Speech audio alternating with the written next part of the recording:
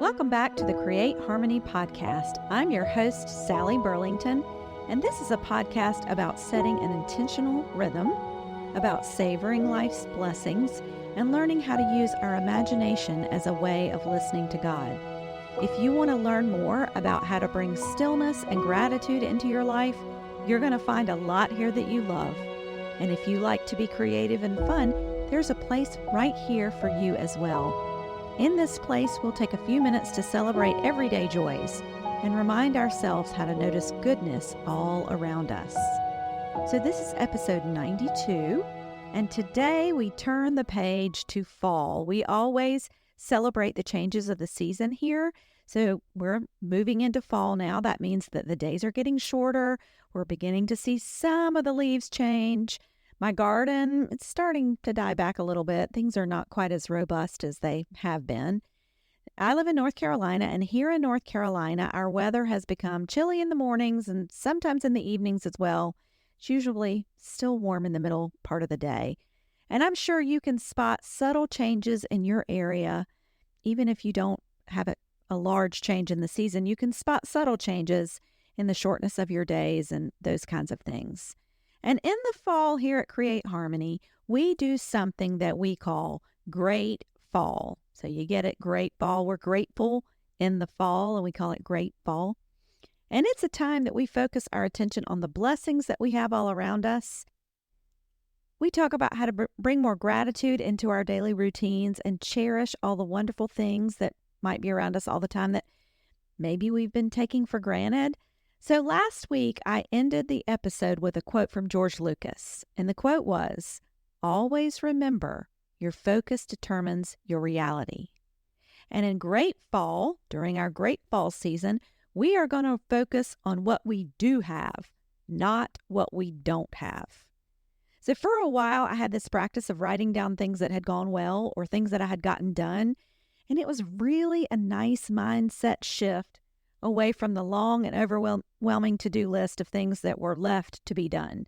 And it helped me focus on abundance and really celebrate my wins. So I think I'm going to try and reinstate that practice as we proceed through our great fall season.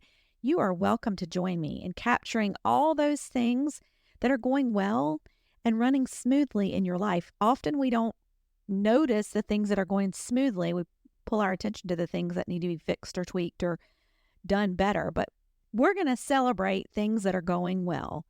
So along those same lines, I recently got a book called One Photo a Day Keeps the Doctor Away. And the gist of this book, it's a whimsical little book, and the gist of this book is a list of all sorts of ways to slow down and notice things that are around you all the time, by taking photos. And on each page, there's a prompt and a quote about something that you can photograph. And I think in the hopes that you will see that thing with fresh eyes when you're taking a picture of it. For example, one of the prompts is, photograph 3 things that are important to you today.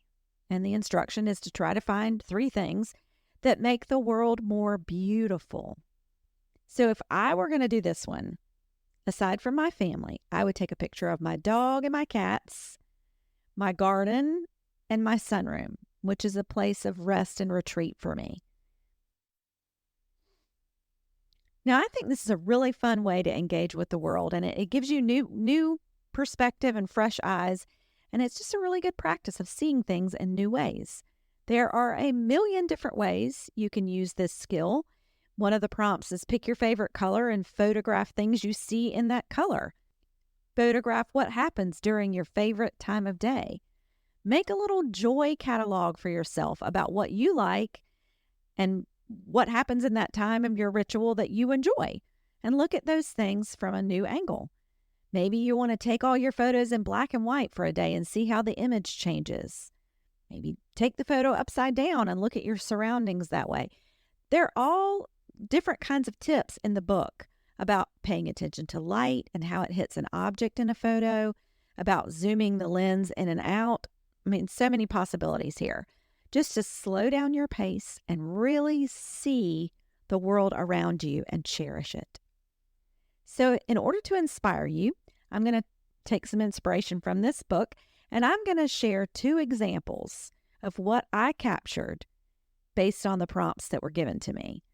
I've already shared one, but I'm going to share two more. So the first one is photograph your coffee or tea today and feel grateful. Now, I have a cup of coffee every morning. It's part of my morning ritual. And then I have a cup of tea every afternoon. So taking a photo of these things draws my attention to my routine, things that have just I'm doing on autopilot. And it gives me a good feeling about the rhythm of my life.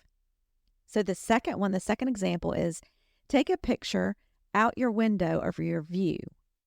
So I chose the view from my office because that's where I work.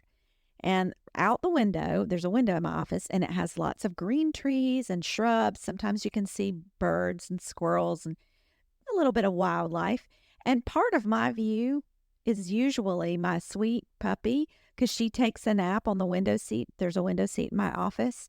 And it's such a sweet image to see her snuggled up there in the light of the window. Sometimes if she's not there, we have two cats, and one of the two cats is there. So that's part of my view. And that reminds me to be thankful for such a peaceful place to work.